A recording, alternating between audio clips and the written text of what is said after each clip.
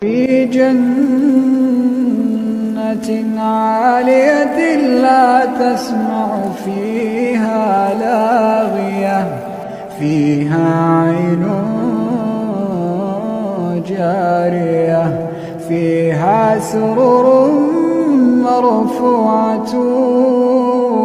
وأكواب موضوعة ونمارق مصفوفة وزرابي مبثوثة